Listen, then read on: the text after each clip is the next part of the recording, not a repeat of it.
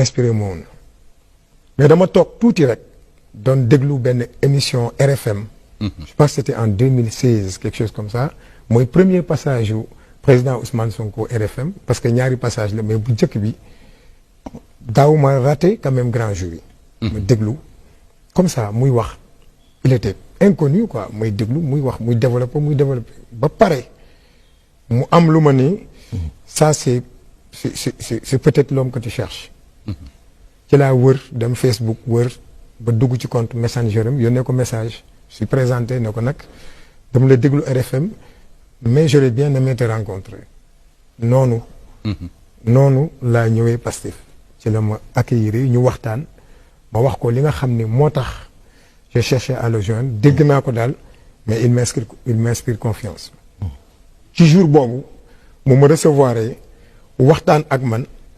ci laa ko ne je vais m'engager avec toi en politique. lii nga wax ni bu fekkee dëgg la ci yow incha allah ensemble dinañu dem et boobu ba léegi quand même loolu lay. bi ngay en réalité loolu nag mu indi biir Pastef. très bien émission grand jury boobu. moom ma déglu ko c'est vrai que 2016 boobu kenn xamagul Ousmane Sonko. kenn xamagul et pour la petite anecdote j'ai un ami. qui m'est très proche bëgguma tudd turam.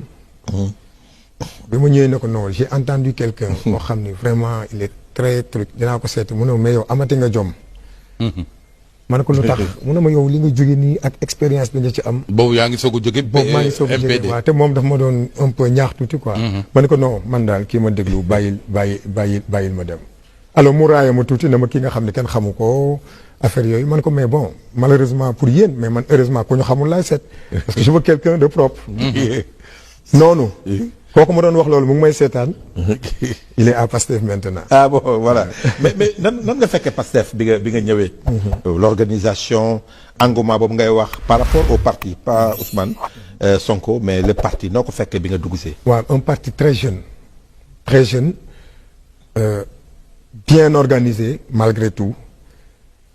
avec des moyens très très limités ou même inexistants.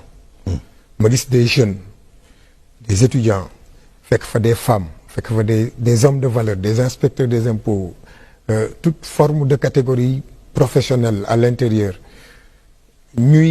c'est-à-dire que ñuy demee loo xam ni. et plus d'intellectuels que de personnes. peut-être non initiées wala non intellectuelles ça dépend. mën nañu relativiser le terme intellectuel. mais comme ñun ni ñu comprendre intellectuel plus d'intellectuels quand même. ñu ànd ak benn enthousiasme.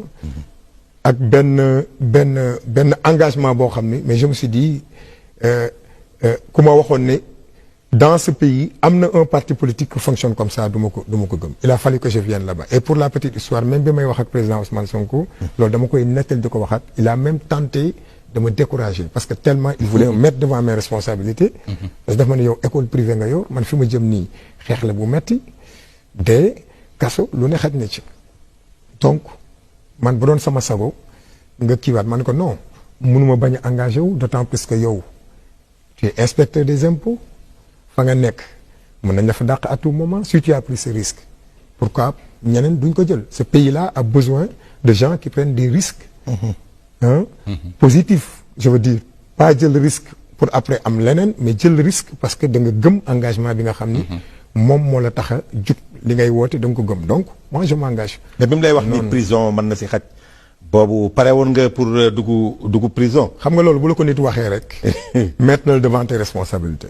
et plus ñuy avancer ak actes yi nga xam ne ñu jàkkaarloon moom lañ doon poser je m'étais dit que tout est possible et quand j'ai fait la prison. wax dëgg yàlla je remercie le bon Dieu. amul benn période boo xam ne j'ai été ébranlé parce que je m'étais préparé à ça. mais pourtant nee nga dans un des entretiens si j'ai bien compris que. xalaatoo woon en tout cas dans ton engagement xalaatoo woon dem bay dugg prison maanaam que lu la bett la daal par exemple.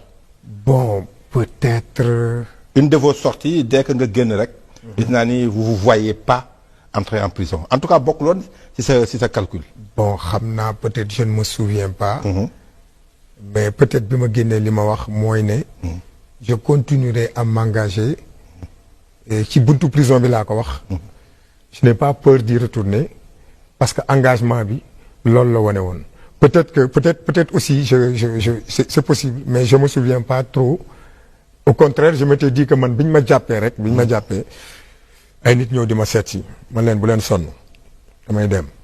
Je me suis préparé en conséquence. Parce que xeex bi foofu la tolloon, et maa ngi koy nettali benn waay keroog, même en prison, même au niveau de la DIC biñ ma jàppee, j'étais avec un jeune boo xam ne yàgg nañ ko jàpp. ma ne ko mais booy. Kaso comment ça se passe en prison mu wax ma quoi ma ne ko bon tu m'as fait un petit cours sur le parcours carcéral donc c'est bon donc je suis parti comme ça je m'étais dit que damay dem et je suis parti j'ai gardé toute ma dignité génnaat engagement bi ma amoon tey la gën a yokk dama koy wax kaso baax na baaxul baax na ci benn côté nga découvrir xëy na baaxul peut-être am na lu muy wàññi si nit mais man je comprends pourquoi nit ñi bu ñu génnee kaso di delluwaat parce que loo xam ne xam nga koo pare. oui dootoo am voilà sinon ñett yum la junjooñ mooy yii. bi ngay wàññi dugg. nee na la dee xaj na ci. kaso xaj na ci. bon rek ci dolli yow da nga nekk ci privé. donc mën nga am ay représailles ak ay gàllankoor ci sa activité. te am naa léegi bu weesoo privé bi. kii bi kaso bi. est-ce que am nga ay gàllankoor ci say activités. waaw quand même yu bari.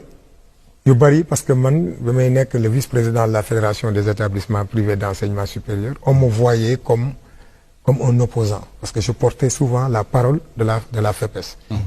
Et pour mettre à l'aise mes amis responsables d'établissement je leur dis que je me retire parce que lors d'une rencontre même il y a un d'entre eux qui avait dit oui toi tu es là pour faire de la politique doo ñu yàqal affaire donc bon j'ai dit